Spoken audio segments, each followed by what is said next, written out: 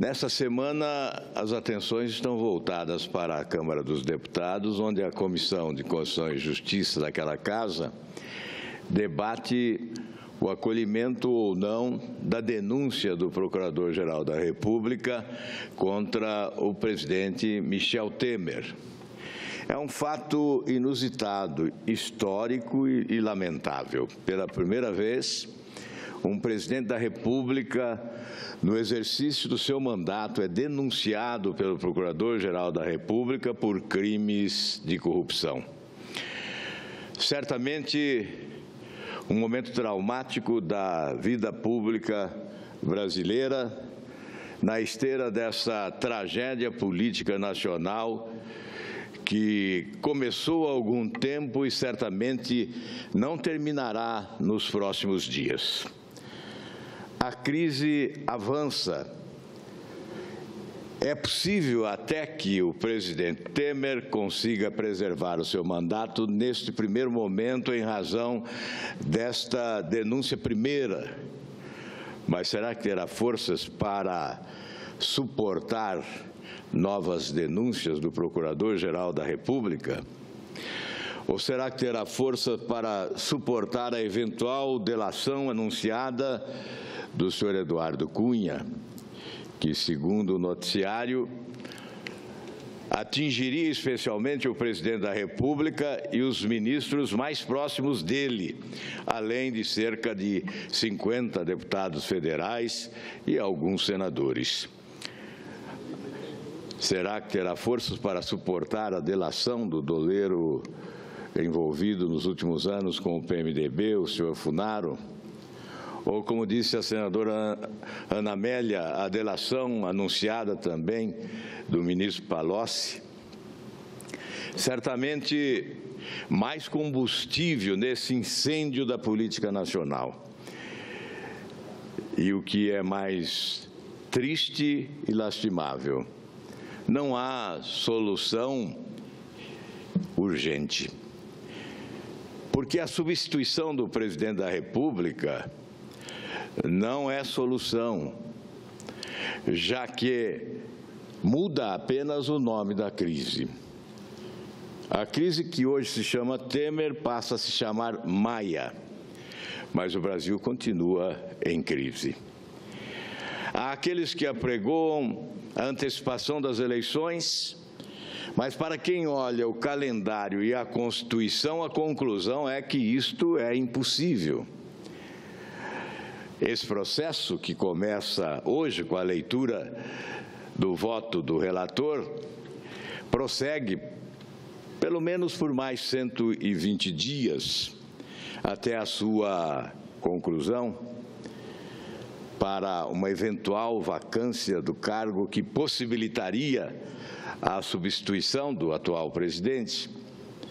Nós chegaríamos, portanto, se alterássemos a Constituição, e é preciso considerar que não se altera a Constituição do dia para a noite.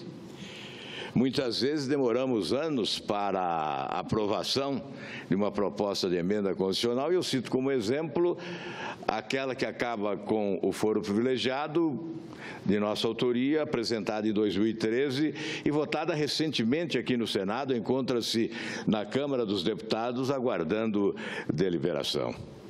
Nós avançaríamos para o último ano da gestão Temer e teríamos 2 eleições no mesmo ano. Portanto, esta é uma solução distante e improvável. É claro que todos nós gostamos de eleição, gostamos do voto, somos adeptos da eleição direta, mas temos que ter a consciência de que é impossível agora alterarmos as regras do jogo para a realização da eleição direta. O que cabe agora analisar é por que chegamos a esta situação dramática. O mal na política brasileira é que políticos importantes se acostumaram a não ver nada, a não saber de nada. Eu indago, não sabiam quem era o presidente Temer? Há quanto tempo se sabe quem é o presidente Temer? Fernando Henrique Cardoso não sabia, Lula não sabia, Dilma não sabia, os partidos políticos não sabiam. É evidente que sabiam. É que nasceu no Brasil o político avestruz, que coloca, o avestruz, você sabe, coloca a cabeça na areia para não se aperceber do perigo que o ronda. O político brasileiro é, portanto, político avestruz. Aquele que se esconde para não ver, aquele que não quer ver, aquele que não quer saber. E as consequências são dramáticas. Todos sabiam, mas no momento em que se instaurou o processo de impeachment da presidente Dilma, poucos se aventuraram a afirmar que o correto seria o impeachment do presidente e do vice-presidente. Até porque Michel Temer também praticou o crime das pedaladas, como praticou Dilma Rousseff, e à época nós denunciamos o fato e submetemos, inclusive, à apreciação do Tribunal de Contas da União.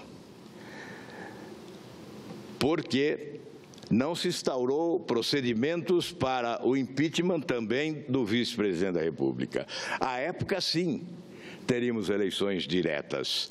E não estaríamos hoje mergulhados nesse oceano de dificuldades, de imprevisibilidades, neste verdadeiro oceano de angústia, de apreensão, de tensão e de ausência de perspectivas de solução satisfatória para recolocar o país nos trilhos do desenvolvimento com normalidade. É preciso reconhecer que este pecado é grave, o pecado da omissão, o pecado do não saber, não querer ver, enfim, de se acomodar. E hoje, os partidos que foram para o governo Temer, há partido que hoje discute se deve permanecer no governo ou se deve deixar o governo. Mas por que hoje e não quando o presidente assumiu? Não sabiam quem era o presidente? Quer que a ingenuidade seja a regra nesse país? Exigem demais da nossa ingenuidade, santa ingenuidade. Não sabiam quem era o presidente Temer. E agora discutem se devem permanecer no governo. O presidente não mudou, é o mesmo. Os fatos eram anteriores à sua posse. E todos sabiam da existência desses fatos, imaginavam que o Brasil não acordaria para a realidade dos acontecimentos. Discutir hoje se devem permanecer no governo ou se devem sair do governo, me parece uma atitude tardia, temerária e certamente oportunista. Enfim, nós teremos ainda pela frente muitos dias de dificuldades, de sofrimento nesse calvário político que se desdobra a cada passo, a cada denúncia. Virão aí novas delações, revelações ainda mais estarrecedoras, quem sabe, e a população sofrendo as consequências. O que nós desejamos é que esse tempo de sofrimento possa ser a antivéspera do benefício. Que a nação ganhe com tudo isso, com a mudança que se exige, e as multidões que foram às ruas foram, sobretudo, para esta exigência de mudança, que não fica apenas no impeachment de um presidente, mas uma mudança radical que chegue à ruptura com esse sistema de governança corrupto, que é a matriz de governos promíscuos e incompetentes. A mudança da cultura política, do comportamento dos políticos. Enfim, o que se deseja é um outro tempo para o país. E nós desejamos que esse tempo de sacrifício seja, repito, a antevéspera do tempo de benefício em que o país reabilitará suas esperanças de um futuro onde se exercitará a cidadania plena numa nação com liberdade, democracia e justiça social. É o que nós desejamos. Devo também, senhor presidente, lamentar o desmanche da Força-Tarefa da Polícia Federal em Curitiba. Uma coincidência com aquilo que se anunciou quando houve a substituição do ministro da Justiça. Afirmou-se que o presidente nomeava não o ministro da Justiça, mas o advogado de defesa, e que teria também a missão de dificultar as ações da Operação Lava Jato. Simples coincidência, o desmonte da Força-Tarefa da Polícia Federal em Curitiba, que atuava com exclusividade na Operação Lava Jato, não é mera coincidência. Não há aí apenas um equívoco administrativo, vai além. O que há é um equívoco político suspeito, porque antes 12 delegados, ficamos com 4 e agora zeramos. Não há força-tarefa da Operação Lava Jato na Polícia Federal em Curitiba. E argumentam, os delegados foram transferidos para a Delegacia Geral, onde se encontram sob investigação 8.700 inquéritos instaurados.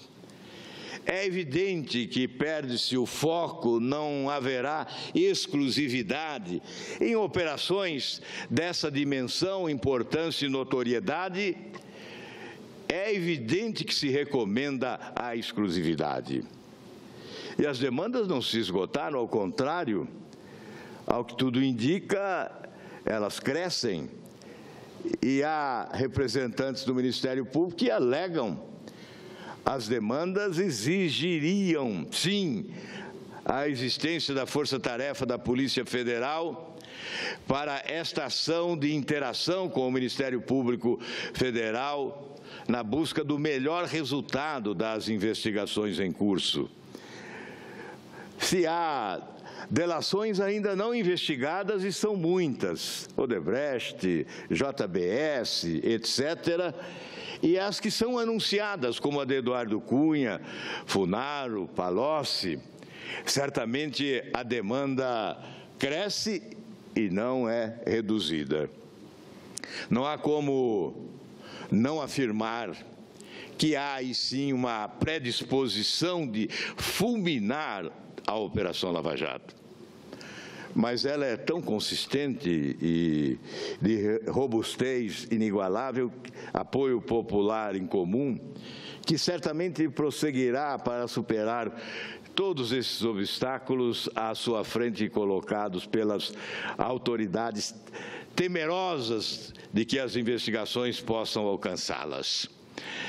Imagino, sim, que, apesar de todos esses obstáculos, a Operação Lava Jato continuará irredutível na busca de resultados finais que possam atender às expectativas do povo brasileiro, e esse é o nosso maior desejo. Antes de concluir, senhor presidente, um outro tema que exponho agora desta tribuna, com olhos voltados para a ANAC e o Poder Executivo da União. A grave situação que envolve a construção de aeronaves leves do tipo experimental em nosso país. Sob a complacência das autoridades da ANAC, assistimos a acidentes mortais de forma rotineira. Nós estamos falando de mortes. Com base num denso trabalho elaborado pelo médico Augusto Fonseca da Costa, piloto privado com 43 anos de experiência na aviação e milhares de horas de voo, o pai do piloto morto no acidente aéreo ocorrido em 4 de janeiro de 2015, no espaço aéreo da cidade paranaense de Toledo, demonstra-se que é imperioso elucidar a gravíssima situação da fabricação de aeronaves experimentais no Brasil. Como destaca o doutor Augusto da Costa, é inadmissível, dentro do ordenamento jurídico do Brasil, que uma indústria fabrique produtos alegando terem sido construídos por amadores. Fiscalize sua própria produção, treine, examine e aprove pilotos, os declare aptos a receber a licença necessária ao ente público responsável e, por fim, por determinação deste mesmo ente, a agência reguladora, a ANAC, e depois transfira todo o risco do negócio, isento inclusive de sofrer investigações sobre as causas dos acidentes, para o consumidor final, sob o argumento de voo por conta e risco do operador da aeronave. Pasmem, senhores senadores, mas isso é o que acontece na indústria aeronáutica do Brasil. Por exiguidade de tempo, deixo de reproduzir o farto acervo técnico da argumentação que embasou a denúncia apresentada ao Ministério Público Federal pelo doutor Augusto Fonseca da Costa e pela Associação Brasileira das Vítimas da Aviação Geral e Experimental contra a ANAC, pela total anomia na fiscalização e regulação das aeronaves leves esportivas de construção amadora e experimentais.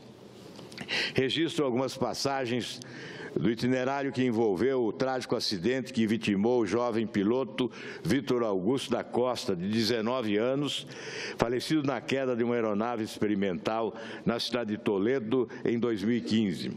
A aeronave era do modelo Super Petrel LS, fabricada pela então Edra Aeronáutica de Peúna, São Paulo. Ressalto que as investigações foram iniciadas logo após a queda da aeronave, sob o comando e presença de oficiais do CENIPA, Centro Nacional de Investigação e Prevenção de Acidentes Aéreos, e do DCTA, Departamento de Ciência e Tecnologia Aeroespacial. Peço atenção, senhor presidente, para o resultado das investigações. Foi constatado que a causa da queda da aeronave foi uma falha mecânica do motor da aeronave. A gravidade do laudo técnico é estarrecedor. A origem dessa falha final foi o descumprimento por parte do fabricante da aeronave de um boletim mandatório, um recall, emitido pelo fabricante do motor, exigindo cumprimento imediato antes do próximo voo e alertando para risco de morte caso não cumprido. A análise aprofundada dos fatos por quase 1 ano e meio demonstrou que a causa primária dessas distorções são as omissões e leniências da agência reguladora ANAC, Agência Nacional da Aviação Civil, na aviação esportiva do Brasil, denominando inadequadamente essas aeronaves, ora como experimentais, ora como de construção amadora, ora como leves esportivas, não exigindo o cumprimento de requisitos de segurança previstos em normas da própria ANAC e sob absoluta falta de fiscalização. Senhor presidente, destaco e transcrevo essas leniências e omissões, permitiram a atuação criminosa do fabricante dessa aeronave em particular e ainda permitem vários tipos de atuação criminosa desse e de outros fabricantes de aeronaves falsamente chamadas de experimentais ou de construção amadora ou enquadradas ilegalmente como leves esportivas. Nesse contexto, o fabricante, primeiro, descumpriu culposamente, de modo negligente, esse boletim mandatório nas várias oportunidades que teve desde a fabricação e nas 3 revisões que fez em mais de 2 anos. E pior, declarou dolosamente no manual da aeronave ter cumprido esse boletim já na fabricação da aeronave, o que se comprovou inteiramente falso após as investigações, falsidade essa que eliminou qualquer chance de alguém posteriormente substituir a peça defeituosa afetada, salvando a vida do promissor jovem piloto Vitor Augusto da Costa. Como é enfatizado na denúncia, essas leniências e omissões são altamente suspeitas por revelarem a preocupação da ANAC em atender apenas aos interesses econômicos dos fabricantes, em detrimento da segurança dos usuários, como seria seu dever legalmente constituído. A precariedade que envolve a construção e manutenção das aeronaves experimentais no Brasil não constitui segredo para ninguém. A própria mídia escrita já denunciou o descalabro reinante. Uma matéria do jornal Estado de São Paulo, assinada por José Maria Tomazella, já denunciava em 2011 que aeronaves experimentais construídas de forma amadora são construídas com kits comprados na internet e não passam por vistoria. À época, a estimativa era de que o Brasil possui 5.000 aviões amadores. Por oportuno, senhor presidente, ressalto ainda que o conjunto desses fatos estarrecedores foram denunciados no Senado Federal à Comissão de Especialistas da Reforma do Código Brasileiro da Aeronáutica. É preciso proibir em todo o território nacional a comercialização ou distribuição de aviões experimentais, bem como de qualquer aeronave que não tenha seu processo de fabricação e seu projeto certificados pela ANAC, entre outras medidas saneadoras. Caso isso não ocorra, com a maior brevidade possível, muitos outros jovens pilotos, como Vitor Augusto da Costa, terão suas vidas ceifadas em razão do atual cenário desprovido de regulamentação das aeronaves experimentais. Este apelo, senhor presidente, é dirigido à ANAC e nós esperamos as providências. A omissão é criminosa e nós não podemos aguardar que novos brasileiros sucumbam diante da irresponsabilidade dos governantes desse país. Isto é muito grave, senhor presidente. Muito obrigado.